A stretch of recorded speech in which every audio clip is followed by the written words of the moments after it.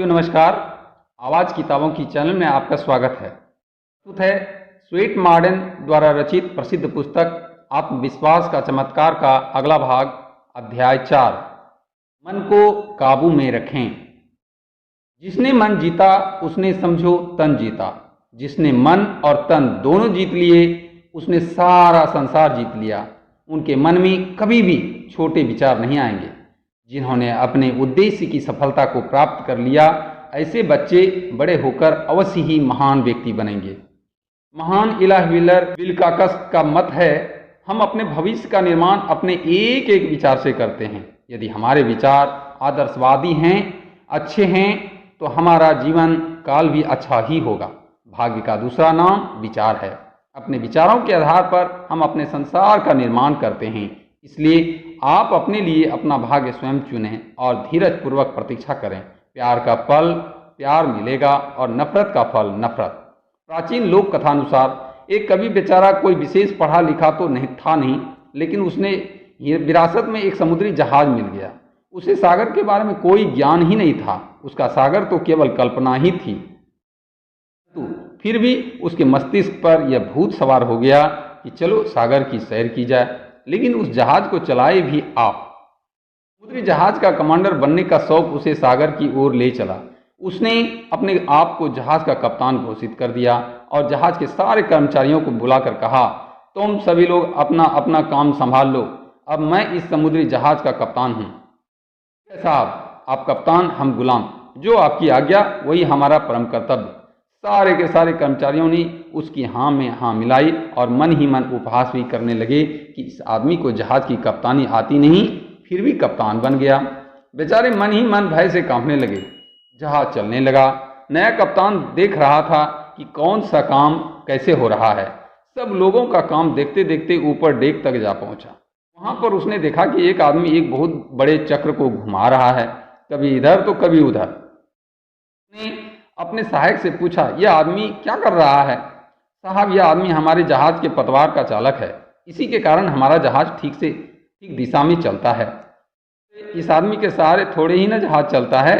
मुझे तो इस आदमी का काम बेकार लगता है। इसकी यहाँ कोई ज़रूरत नहीं, क्योंकि जहाज के कप्तान ही उसे सही दिशा में ले जाते हैं। इसलिए इस आदमी को यहाँ से हटा लो और जब हमें ज़मीन दिखाई दे अथवा दूसरा जहाज दिखाई दे तब इस पतवार को काम में ला सकते हैं। साहब, जो आपका हुक्म, हम तो केवल आपके गुलाम हैं। अभी इस आदमी को हटा लेते हैं। यह कहकर उसके सहायक ने चक्र चलाने वाले आदमी को वहां से हटा दिया। इसके बाद जो दुर्घटना हुई, जो विनाश हुआ, उसमें उस जहाज में से गिनती के कुछ लोग ही बच पाए। जो लोग बचे थे वे जीवन भर उस कप्तान के पागलपन को कभी न भूल सके। उसने कहा था कि जहाज अपने आप चलता जाएगा। अब आप खुद ही सोचिए कि आप भी तो उस जहाज से कहीं अधिक बड़ा जहाज चलाने जा रहे हैं, यानी जिंदगी का जहाज। क्या कभी आपने अपने मन की पतवार को अपने हाथों में थामने की कोशिश की है? क्या आपने अपने मन को यहाँ वहाँ भटकने की खुली आज़ादी तो नहीं दे रखी? वासना की तीव्र वेग वाली पवनों से दिशा भ्रष्ट होकर इधर उधर तो नहीं भटकते रहते? या ऐसे छोटे लोगों को मित्र नहीं बनाता? घटिया और बहकाने वाले पुस्तकों के पढ़ने में नहीं लगा रहता? कहीं ऐसा तो नहीं कि आपको मनोरंजन के साधनों के नाम पर उस मार्ग पर ले जाता हो जिसे आप पहले से छोड़ चुके हैं, जिस पर न चलकर आपने अपना जीवन संवारने का निश्चय किया था? क्या आप वास्तव में अपने जीवन रूपी जहाज के कप्तान हैं? क्या आपको विश्वास है कि आप इसे शांति के तट पर ले जाएंगे? यदि आप ऐसा नहीं कर रहे हैं तो क्यों नहीं कर रहे हैं? क्या आप अपने हालात को अपने बस में करके उनके स्वामी नहीं बनना चाहते? क्या ऐसा संभव है? हाँ, यह सब संभव है और जितना आप कठिन समझते हैं उससे यह कहीं अधिक सरल है। जरूरत तो केवल इस बात की है कि जो आप चाहते हैं उसके लिए आप में दृढ़ इच्छा शक्ति होनी चाहिए। इसके लिए आपको कुछ गुणवान जानकारी प्राप्त होनी चाहिए। जीवन के हर प्रयत्न को व्यक्ति अपने वश में किस तरह कर सकता है, कैसे वह अपनी इष्ट दिशा की ओर जीवन रूपी जहाज को मोड़ सकता है, यह जानना बहुत जरूरी है। यह जाने बिना उन विचारों की प्राप्ति नहीं हो सकती जिन्हें हम जीवन का निर्माण करने वाले विचार कहते हैं।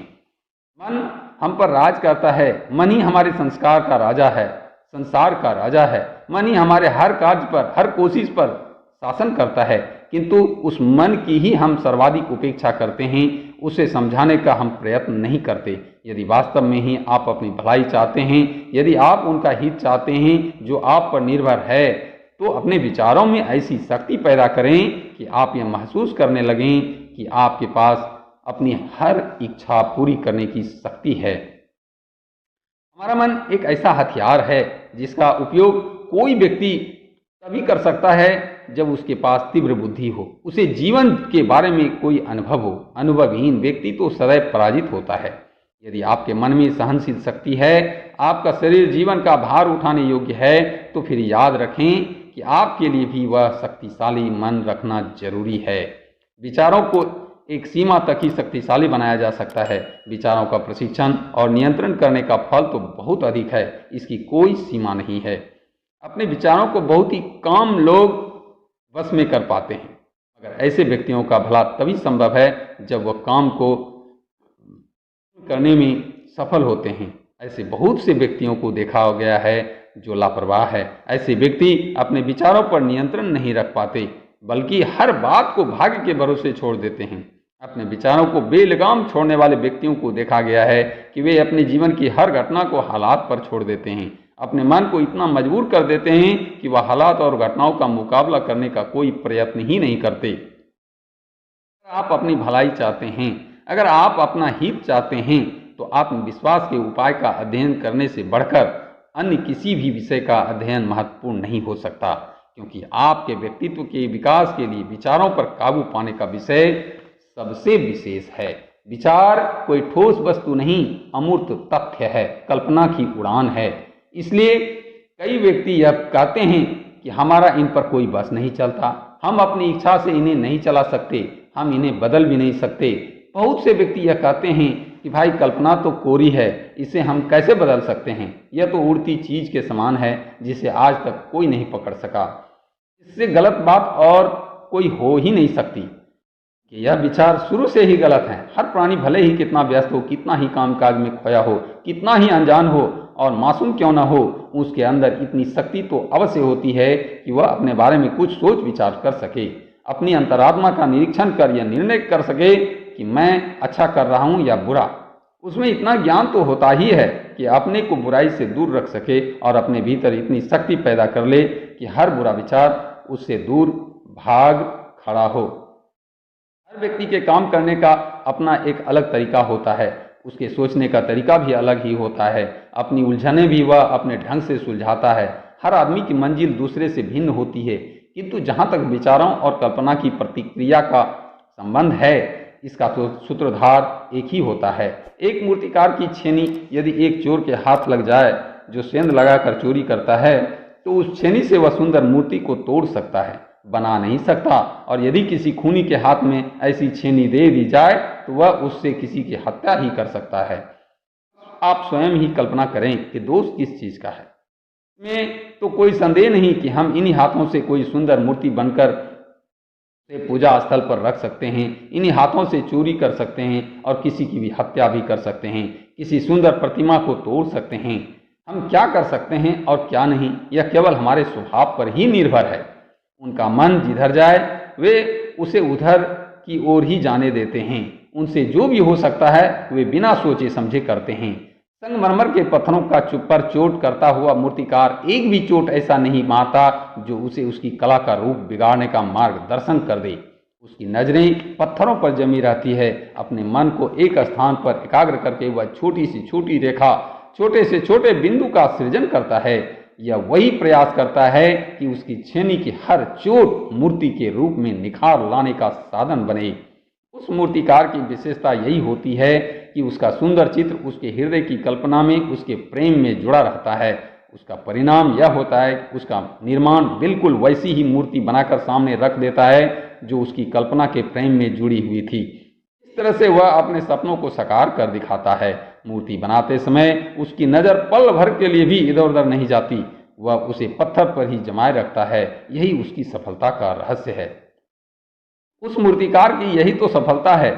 अपनी मनमानी मनचाही सफलता को वह पाकर वह कितना खुश होता है। उसकी तरह हमें अपने आसपास के वातावरण को जानना चाहिए कि हम क्या करना चाहते हैं। यह सोचना चाहिए कि हम कैसे कर सकते हैं। इसके साथ ही हमें अपने लक्ष्य की प्राप्ति के लिए जुट जाना चाहिए और अपने प्रयत्न और परिश्रम की में कदापि ढील नहीं आने देनी चाहिए। फिर क्यों ना हम सफल बनेंगे। विचारों और साधारण औजार में यही अंतर है कि विचार के लिए हमें हर समय कुछ न कुछ करना पड़ता है। एक औजार की तरह हम उसे एक स्थान पर नहीं रख सकते और यह भी नहीं कर सकते कि हम कोई चोट नहीं करेंगे। हम कुछ सोचे बिना, विचारे किए बिना रह ही नहीं सकते और हर विचार एक चोट है जिससे हमारे जीवन का एक अंग गढ़ा जाता है। अतः हमें दृढ़ विश्वास करना चाहिए और यह संकल्प लेना चाहिए कि हमारा हर विचार हमारी भलाई के लिए हो। हमें यह प्रतिज्ञा कर लेनी चाहिए कि हमारा यह विचार हमारे हित के लिए है। हम उस विचार को अपने मन में पैदा ही नहीं होने देंगे जो हमें हानि पहुंचाए। यही हमें सफलता के मार्ग पर ले जाएगा। हम चाहे जितनी भी सच्चाई और ईमानदारी से अपने विचारों पर नियंत्रण करें और अपने समय पर उन्हें पूरा करने का प्रयत्न करें, हमारी पुरानी आदतें उनमें रुकावट डाले बिना नहीं रह सकती। हमारे सोचने का पुराना ढंग हमारे दिल की एकाग्रता को भंग किए बिना नहीं रह सकता। इसलिए अच्छे काम करने वाले पुरुष के लिए सबसे महत्वपूर्ण काम होता है कि विचारों पर नियंत्रण रखना, अपने बस में रखना। ऐसे ही व्यक्ति सफलता की मंजिल तक पहुंच सकते हैं। ई कार्टर का मत है, यदि अभिभावक एवं उनके माँ बाप अपने बच्चों पर आदेश और अनुशासन जबरदस्ती थोपने की कोशिश न करें और उन्हें प्यार से अच्छे और बुरे विचारों का अंतर बताएं, बाल्यावस्था से ही उन्हें यह शिक्षा दें कि वे सदैव अपने मन में अच्छे विचारों को ध्यान दें, तो नई पीढ़ी को अच्छे मार्ग पर चलाने का काम, उन्हें सफल मनुष्य बनाने का काम बहुत सरल हो जाएगा। यदि हम अपने बच्चों को छोटी आयु में ही यह शिक्षा दें कि वे श्रेष्ठ विचारों वाले कैसे बन सकते हैं और उन्हें यह बता दिया जाए कि बुरे विचारों वाला व्यक्ति कभी भी महान नहीं बन सकता, बचपन की यही शिक्षा बड़े होकर उनके जीवन में निखार लाएगी। उन्हें यह बात बार बार बताई जाए कि आपको अपना मन वश में करना है, यही तुम्हारा सर्वप्रथम कार्य है। जिसने मन जीता उसने समझो तन जीता। जिसने मन और तन दोनों जीत लिए उसने सारा संसार जीत लिया। उसके मन में कभी भी छोटे विचार नहीं आएंगे। जिन्होंने अपने उद्देश्य की सफलता को प्राप्त कर लिया, ऐसे बच्चे बड़े होकर अवश्य महान व्यक्ति बनेंगे। इन लोगों को छोटी आयु में ही मन को बस में करने की आदत पड़ जाती है। वे अपने जीवन को दुख, चिंता और खेद से बचाए रखने में सफल रहते हैं। वे अपने जीवन के अंधेरों को प्रकाश में बदलने की शक्ति रखते हैं। के विपरीत जिनको बचपन में मन पर काबू पाने का पाठ नहीं पढ़ाया जाता, जिन्हें यह नहीं बताया जाता कि आत्मविश्वास ही सबसे बड़ी शक्ति है, ऐसे लोग जीवन भर अंधेरे में भटकते रहते हैं। सफलता उनसे दूर भागती है, वे भाग्य का रोना रोने लगते हैं। इस तरह से अपना और अपने बच्चों का भविष्य उज्जवल बनाने और अपने व्यक्तित्व के निर्माण के लिए अपने हृदय पर काबू पाने की शिक्षा को प्राप्त करते रहें। हर विचार को अपनी भलाई के लिए प्रयोग करने का प्रयत्न करें। बुरे विचार तो आपके दुश्मन हैं, तो फिर दुश्मन से दोस्ती कैसी? उसका तो केवल सर्वनाश करना ही ठीक है। धन्यवाद।